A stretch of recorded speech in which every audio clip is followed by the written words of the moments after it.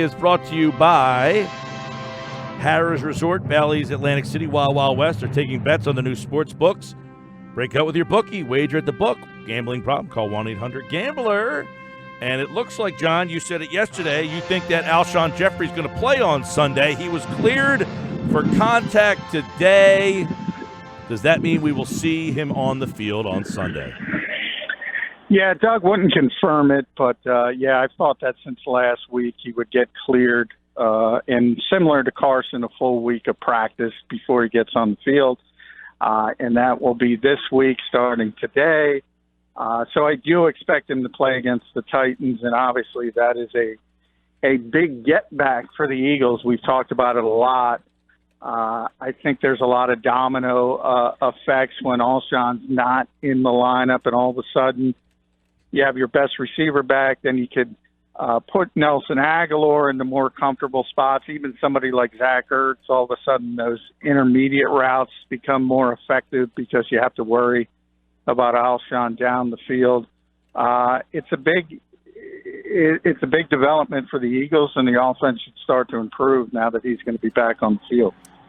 One thing is with Alshon, we've been talking about this in terms of do you think Doug already kind of has an idea whether he's going to be ready to play or not? Because if he doesn't, wouldn't that be kind of a different game plan, one with Alshon, one without him?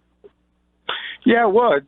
And you saw what they did against the Colts. Now, the Colts are a different defense. They played a ton of cover two, and that's why you saw all the 2 tight ends and 3 tight end sets from the Eagles without Alshon.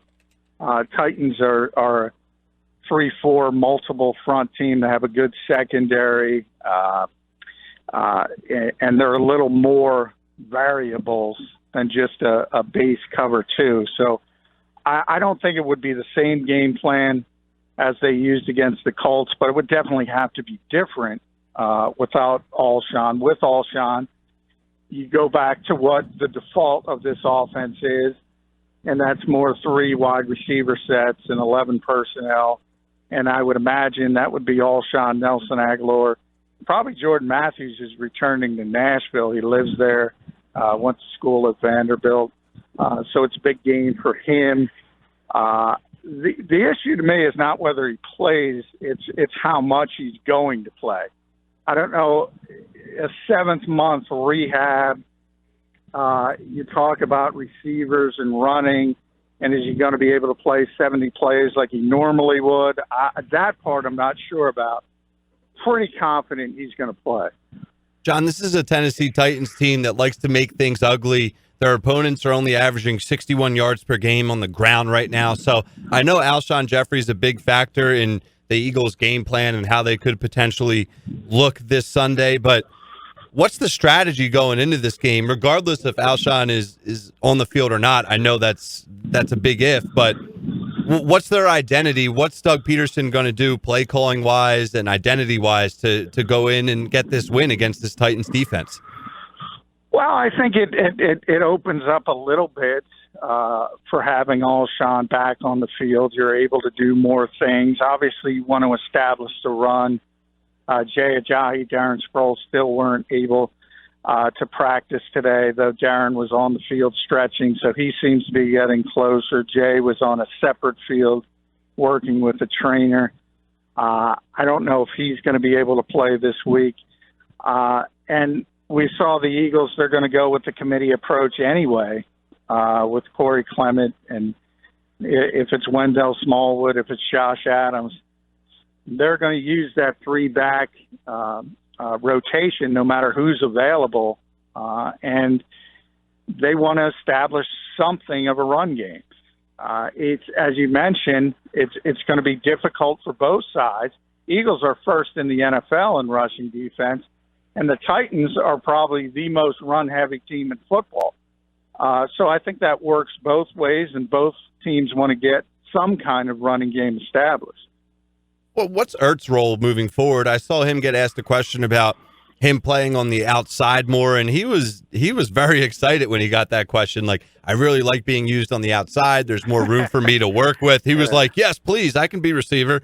So, and he doesn't want to block. No, he doesn't want to block, and he's happy out there on that island. So What do you expect from him now? Is Peterson going to use him more out there, regardless if Alshon Jeffrey's on the field or not? No, I mean, not outside the numbers. Yeah. I mean, then it becomes what you're looking for is mismatches. And if you have Zach Ertz at a flex position in the slot, you're going to get him on a linebacker or safety, and that's advantage Eagles. So if you put him outside the numbers, he's against a corner in this league, well, that's advantage defense. So I think you got to be realistic about it. But Zach is a big part of this offense. He is probably the best receiver on this team, and that includes Alshon Jeffrey. He's a huge threat down the middle of the field, down the seam. He's got a huge catching radius, which is very difficult for people to defend. And as I said, with Alshon back, it opens up more of that intermediate stuff for Zach Ertz. So getting him back affects a whole sequence of parts of this offense, more than just one thing. That's how important he is to this team. John McMullen, at JF McMullen on Twitter. Follow him there for Eagles and Titans coverage this week.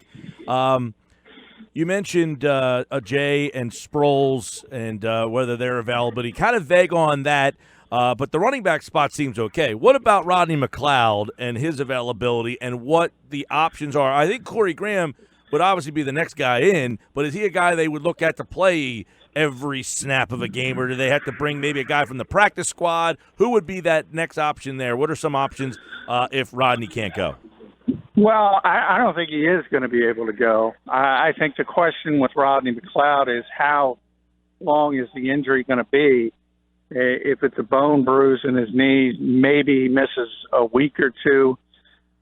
If it's more serious, obviously. And by judging what Doug said, they're waiting for one more test. That to me indicates they're waiting for the swelling to go down. And in that instance, it could be more significant, whether that means a broken bone or something of that nature. So I don't think there's any question you're not going to have Rodney short term in Tennessee, and that means Corey Graham has to step up. The Eagles are very, very comfortable with him.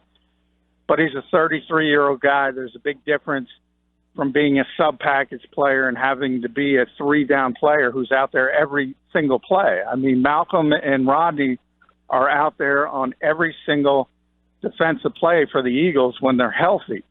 So that's a big step up in workload. And then the depth becomes an issue. I don't think you're going to panic by putting Corey Graham in there. But now, if there's another injury, then you start talking about DeAndre Hall and bringing up Trey Sullivan from the practice squad, and that would not necessarily be good.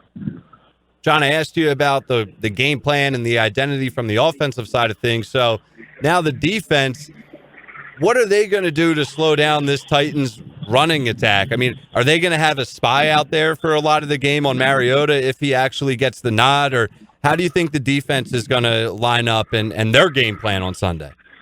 No, I mean, let's face it, the Titans are struggling offensively, and they have some significant issues. And when they're healthy at the quarterback position, and both quarterbacks are hurt. Blaine Gabbert's going through concussion protocol. Marcus Mariota has admitted he doesn't have feeling in two of his fingers. So they've curtailed a lot of their passing game, which wasn't very effective to begin with since losing Delaney Walker. He's a tremendous athlete. He can run the ball, but when you know the run is coming from the quarterback position, it's pretty easy to stop. And if they're not capable of at least threatening you, throwing the football, that's going to make things very, very easy for the Eagles defense. So they know going in they have to stop the run, and the Titans are going to be run heavy. Real quick, I know Fletcher Cox was brought up today in terms of the amount of playing time. Any update on Jernigan? No, well, every once in a while I see Tim walking to his car after rehab of the NovaCare complex. He's on the non-football injury list, so he's out for a while. The earliest you could expect him back is mid-season, and that's if everything goes completely correctly. I've heard November. So he's not going to be around for a while, if he's around at all. And it has been an issue because we talk about that rotation on the defensive line. I wrote about that today on the website. It's really been curtailed. I mean, they have a tremendous defensive end rotation, but inside, it's been Fletcher Cox basically playing 90% of the plays, 87 to be exact. And he's played more snaps than the other three guys combined, Haloti Ngata, Destiny Vayo, and Bruce Hector. So that hasn't been as effective from a rotation standpoint. Now, Fletcher's been off the charts. He's been the best defensive tackle in football. He's been better than Aaron Donald early in the season. That's how good he's been. The question is, he's playing more than he ever has from a percentage standpoint. And can that hold up through 16 games? The Eagles don't want it to hold up through 16 games. But I'm not sure they have any answers as far as guys to rotate in right now without Tim Jernigan.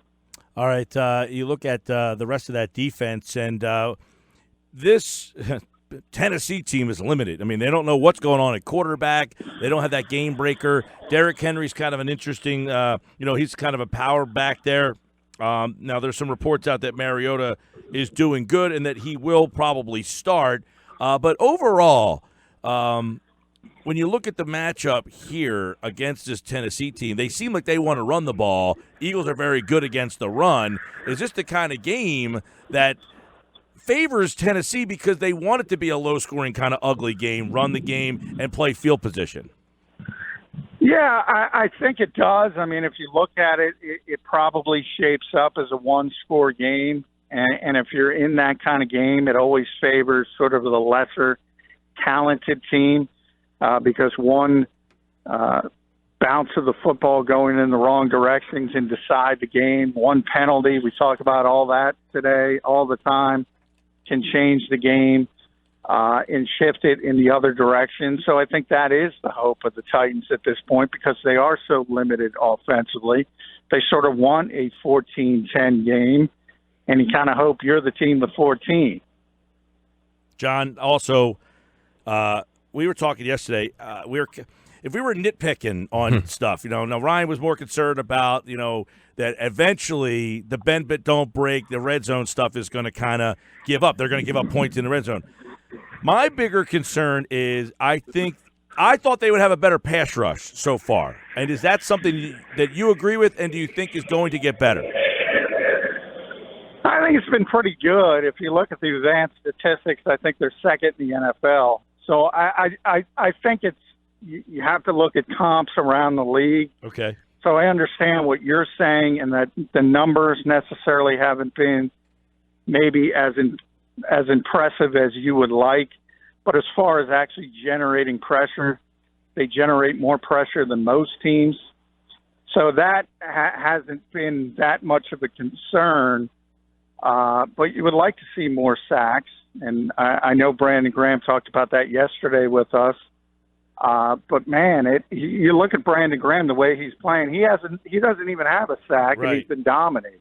So that's interesting because we were saying that yesterday. It's like it's almost like you don't hear his name, and you're saying he's been dominating, and yet he's seemingly like hasn't made that big impactful play in the game.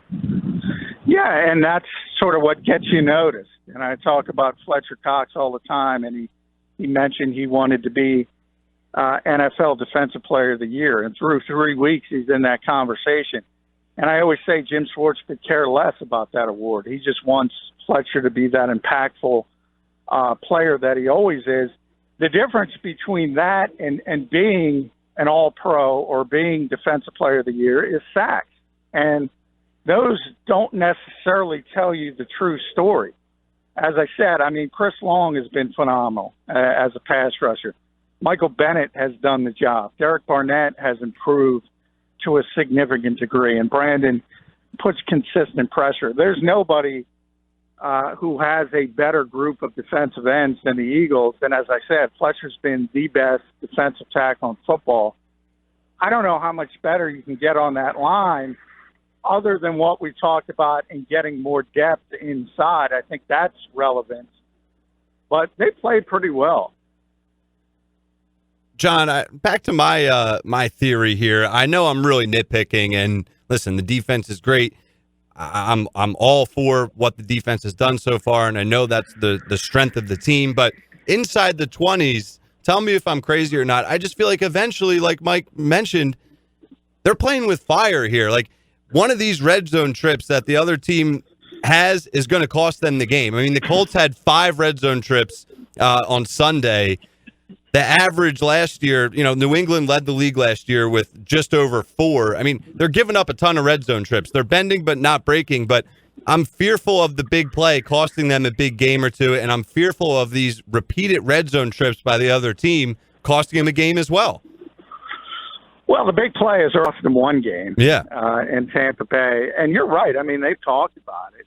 Jim Schwartz has been honest about it. You don't want that many opportunities for the opposition in the red zone. Something bad is ultimately going to happen. And against the Falcons, I mean, there was a penalty and they gave them more chances. They gave them an extra play. So, if it continues to go that way, it will eventually blow up on them. I don't think there's any question about that. All you say is that to date, they've been tremendous in the red zone defensively, and that they're better equipped to handle that part of the field than most teams. But, they don't want teams down there in one-score games with an opportunity to win. That's the last thing they want. They've persevered, but they certainly want to change that. They don't want that to become a trend.